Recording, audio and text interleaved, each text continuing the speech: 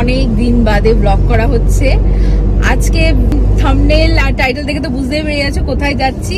আজকে যেতে চলেছি আইটিসি রয়্যালে। আর আইটিসি রয়্যাল আমরা প্রথমবার যাচ্ছি। আমাদের মতন যারা প্রথমবার যাবে বা যেতে চলেছো তাদের জন্য অনেক ইনফরমেশন এই ভিডিওতে থাকবে, তো ভিডিওটা অবশ্যই শেষ অবধি দেখো। আর আইটিসি রয়্যাল যাওয়ার আজকে একটাই কারণ, সেটা হলো এই যে আমার বর রূপমের আজকে জন্মদিন, সেই উপলক্ষে আজকে আমরা যাচ্ছি আইটিসি রয়্যালে। আশা করছি তোমাদের সাথে সব ডিটেলস শেয়ার করতে পারবো, যা দেখবো যা খাবো সবকিছু তোমাদের সাথে শেয়ার করতে চলেছি। তো চলো দেরি না করে এবার ভিডিওটা শুরু করা যাক। তো চলো এবার আমরা জেনে নিই কিভাবে আমরা আইটিসি রয়্যাল বেঙ্গল পৌঁছবো। সবার প্রথমে বলে দিই, আইটিসি রয়্যাল বেঙ্গল আমাদের কলকাতার একদমই সেন্ট্রালি সিচুয়েটেড একটা জায়গা, যেখান থেকে তোমরা বড় বড় কলকাতার কানেক্টিং পয়েন্টগুলোর থেকে ইজিলি আসতে পারবে। যেরকম Kolkata airport, Sealdah station, planet বা হাওড়া সব মিলিয়ে তোমাদের 5 থেকে 15 কিলোমিটারের ডিস্টেন্স পড়বে। লোকাল ট্রান্সপোর্ট বা ক্যাবও তোমরা করতে পারো। তো আমরা গেছিলাম আমাদের নিজস্ব গাড়িতে, আর আমাদের বাড়ির একদমই কাছে আইটিসি, তাই জন্য মাত্র 30 মিনিট লেগেছিল। আমাদেরকে বলা হয়েছিল 1টার সময় থেকে লাঞ্চ শুরু হবে, কিন্তু আমরা তার আগেই পৌঁছে গেছিলাম। গেটের ওখানে গিয়ে দেখলাম মিনিমাম একটা চেকিং হলো, তারপরেই আমরা ভেতরে ঢুকে পড়লাম।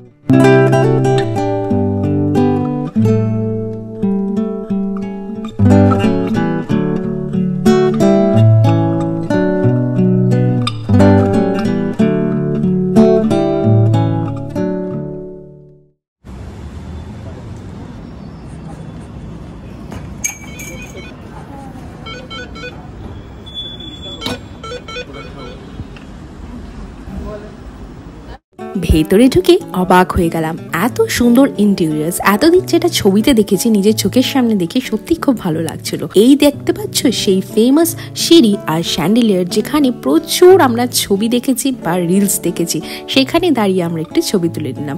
এন্ট্রান্সে ঢুকতেই তোমরা এই বিশাল বড় ভিক্টোরিয়া মেমোরিয়াল পেন্টিংটা দেখতে পারবে। তারপরে আরেকটু তোমাদের ঘুরে দেখাই, তোমরা ভেতরে কালার কম্বিনেশনটা একটু দেখো, অফ হোয়াইট আর ব্ল্যাক এর মধ্যে খুব সুন্দর কম্বিনেশনটা, একটা আই সুদিং ব্যাপার আছে। আর তারপরে আমরা চলে গেলাম রিসেপশনে, সেখানে আমাদের গাইড করা হলো, বলো ডিরেক্ট ফার্স্ট ফ্লোরে রেস্টুরেন্টে চলে যেত। ওকে উঠতে পারবে?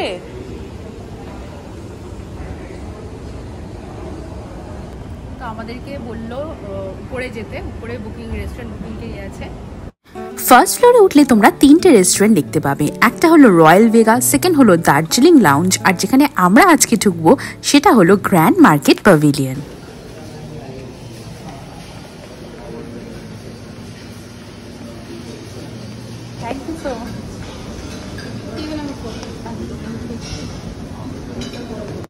রেস্টুরেন্টে যাওয়ার আগে একটু ভয় ছিল যে কিরকম সিট পাবো, সন্দেশকে নিয়ে ঠিকঠাক ম্যানেজ করতে পারবো কিনা, যেহেতু এখনো অনেক ছোট আছে। বাট ওনারা খুব কমফোর্টেবল একটা সিট আমাদের প্রোভাইড করেছিল, যাতে আমাদের কোনো অসুবিধা না হয়। তো চলো এবার তোমাদেরকে পুরো রেস্টুরেন্টটা ঘুরে দেখাবো। রেস্টুরেন্টের ইন্টেরিয়রটা ছিল খুবই সুন্দর, আর এখানে দেখতে পাচ্ছ নানান রকমের কাউন্টার আছে। সেদিনকে ছিল মেনুতে 300টার উপরে আইটেম, আর হ্যাঁ, এভরিডে কিন্তু ওরা নানান রকমের নতুন ডিশ মেনুতে অ্যাড করতে থাকে।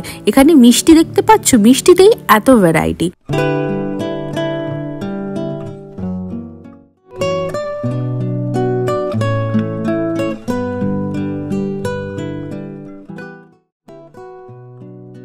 তারপরে দেখলাম ব্রেডসও প্রচুর ভ্যারাইটি। যদি কারো ব্রেডসের প্রতি আলাদা ফ্যান্টাসি থাকে তাহলে অবশ্যই এগুলো ট্রাই করতে পারো। তারপরে ছিল ওখানে একটা আলাদা সেপারেট বার কাউন্টার, স্যালাডস, চাট কাউন্টার, সবকিছু অ্যাভেলেবেল। দেখতে দেখতে দেখলাম ওনারা এসে সন্দেশকে এই হাই চেয়ারটা দিল, যাতে ও কমফোর্টেবলি আমাদের সাথে খেতে পারে।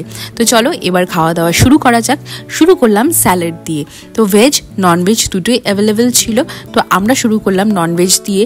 কি কি ছিল সেটা তো এক্স্যাক্ট বলতে পারবো না, বাট যেটা চোখে ভালো লাগলো সেটা দিয়েই আমরা শুরু করলাম।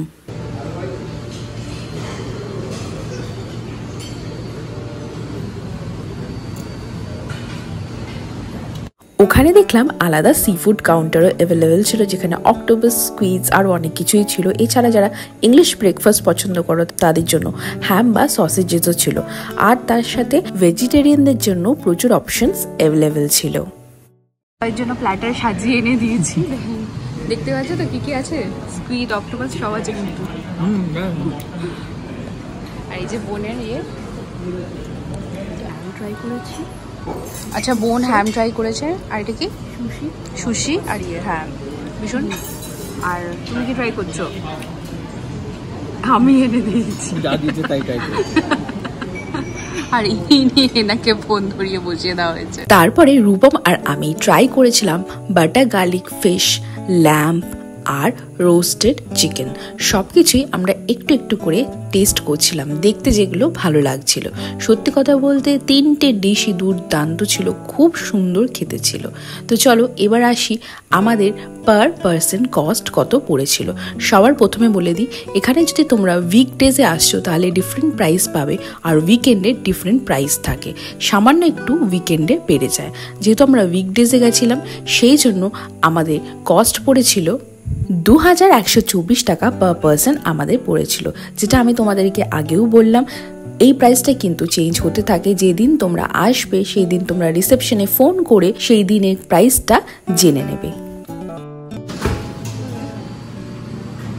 তারপরে আমি চলে গেলাম ডিরেক্ট আমার ফেভারিট কুইজিন চাইনিজ কুইজিনের দিকে। প্রচুর চাইনিজ অপশনস ছিল, যারা চাইনিজ পছন্দ করো, ফ্রাইজ, নুডলস, ডাম্পলিং, প্রচুর প্রচুর প্রচুর অপশন ছিল। বাট হ্যাঁ, আমরা পেটের মধ্যে জায়গা একটু সেভ করছিলাম আমাদের শো স্টপার বিরিয়ানির জন্য। শুনেছিলাম এখানকার বিরিয়ানি দুর্দান্ত করে, 2-3 রকমের বিরিয়ানি হয়। কি নিলে? রায়তা, মাটন বিরিয়ানি, কিছু একটা ফিশের আইটেম আছে। কিছু একটা ফিশের আইটেম, এটা হচ্ছে কাবাব। কাবাব নিয়েছো। মাটন বিরিয়ানিটা এখানে খুব ফেমাস। রায়তা।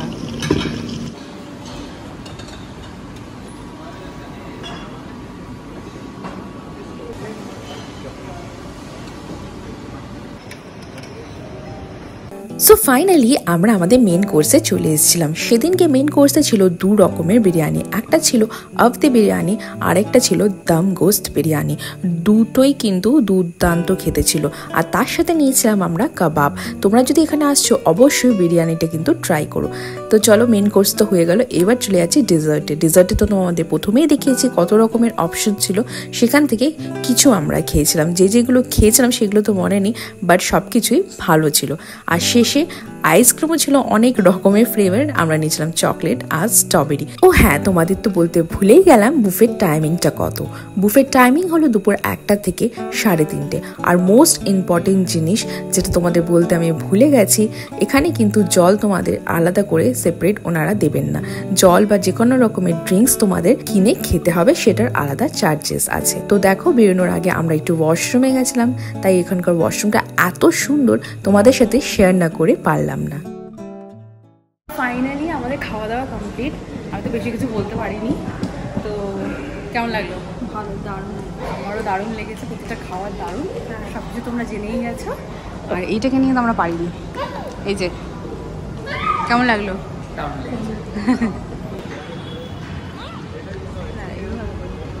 সো ফাইনালি আমরা বেরিয়ে পড়েছি আইটিসি থেকে।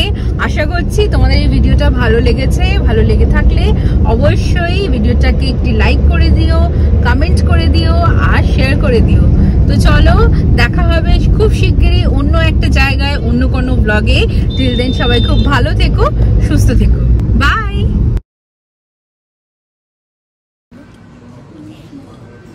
কি বলো? আনিস না।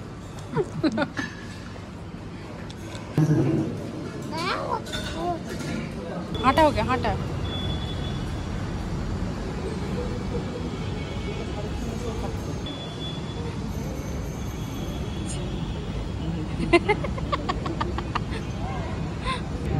লাল ড্রেস পরে, হ্যাঁ, ওই জন্য ওর দিকে বেশি অ্যাট্রাক্ট হয়ে যাচ্ছিল। নিজেও তো লাল পরে এসছে, লাল পরি দেখাচ্ছে। দেখো।